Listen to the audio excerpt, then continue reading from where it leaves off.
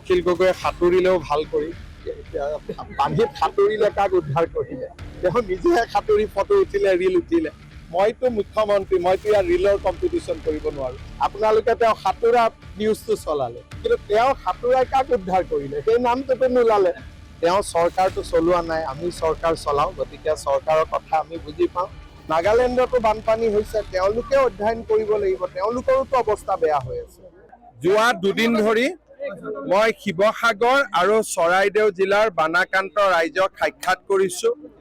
অহাকালি ভাৰত চৰকাৰৰ মন্ত্ৰী জে.পি. নাড্ডা ডাঙৰীয়াও আহিব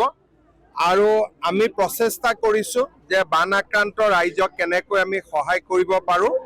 9 তাৰিখৰ পৰা আমি জৰীপো আৰম্ভ কৰিম যাতে বানাক্ৰান্ত ৰাইজক আমি যিমান সোনকালে পাৰোঁ আমি সহায়ৰ হাত আগবঢ়াব পাৰোঁ এইটো বানৰ লগত সম্পৰ্ক নাই পলখনি গাঁও আছে এখন ভিজিআৰ হয় গতিকে এটা প্ৰচেছৰ মাজেৰে আমি কৰিব লাগিব বসুন্ধৰা 4ত তাৰ ব্যৱস্থা ৰখা হৈছে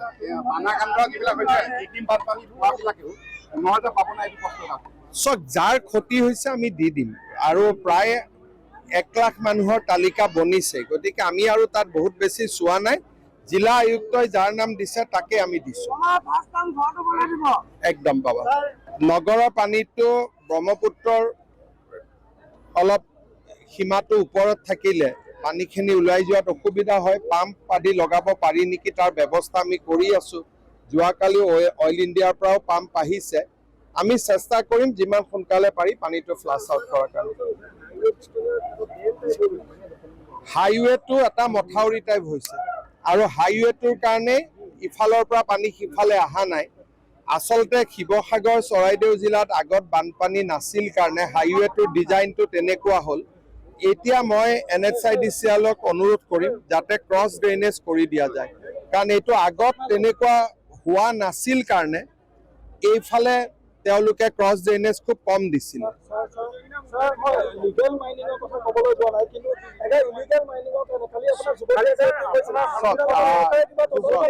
মই এটাই কথা কৈছো তাতে যিমানখিনি ৰাইজ আছে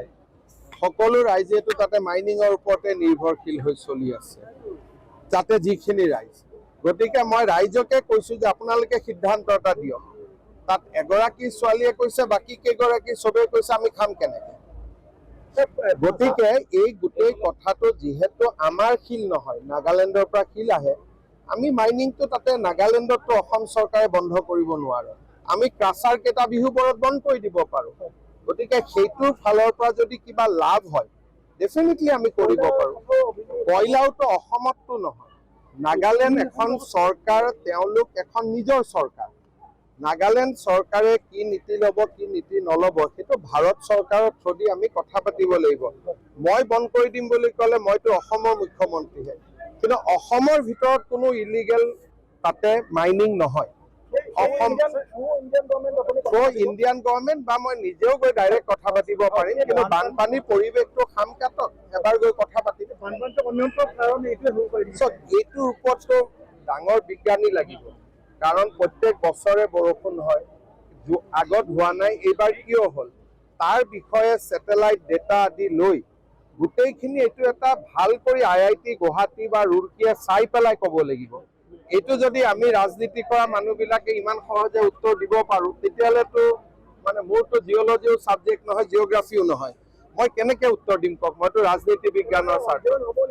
ডেফিনেটলি অধ্যয়ন কৰাটোতো মেইন কাম কিন্তু অধ্যয়নৰ ৰিজাল্ট কি ওলাব সেইটোতো আমাৰ আৰু আপোনাৰ মতে নোলাবও পাৰে গতিকে আমি বানপানী হৈ যাওক ভাৰত চৰকাৰকো অনুৰোধ কৰিম যে আপোনালোকে অধ্যয়ন কৰক নাগালেণ্ডতো বানপানী হৈছে তেওঁলোকে অধ্যয়ন কৰিব লাগিব তেওঁলোকৰোতো অৱস্থা বেয়া হৈ আছে গতিকে আমি যি মথাউৰি কৰিব লাগে আমি কৰি দিম খালি ৰাইজে মাটি বাৰীখিনি দিলে হ'ল কালি নাড্ডাজী আহিব আমি নেপালী খুঁটিত লৈ যাম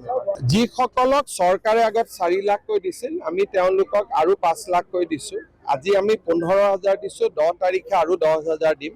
আৰু 9 তাৰিখৰ পৰা স্থায়ী ক্ষতিৰ পৰিমাণ বা জৰীপ আৰম্ভ হ'ব তেখেত এখন বেলেগ বিপদ থাকে গতিকে তেওঁৰ লগত কথা 10 লাখ কিয় মানে আৰু বেছি পাব লাগে কিন্তু ঘটনাটো হ'ল যে তেওঁ চৰকাৰটো চলোৱা নাই আমি চৰকাৰ চলাওঁ গতিকে চৰকাৰৰ কথা আমি বুজি পাওঁ অখিল গগৈয়ে সাঁতুৰিলেও ভাল কৰি পানীত সাঁতুৰিলে কাক উদ্ধাৰ কৰিলে তেওঁ নিজে সাঁতুৰি ফটো উঠিলে ৰীল উঠিলে গতিকে তেওঁৰ কথাটো বেলেগ আপোনালোকে তেওঁ সাঁতোৰা নিউজটো চলালে কিন্তু তেওঁ সাঁতোৰাই কাক উদ্ধাৰ কৰিলে সেই নামটোতো নোলালে গতিকে এইটো হ'ল মইতো মুখ্যমন্ত্ৰী মইতো ইয়াৰ ৰীলৰ কম্পিটিশ্যন কৰিব নোৱাৰো হয় নে নহয়? ঠিক আছে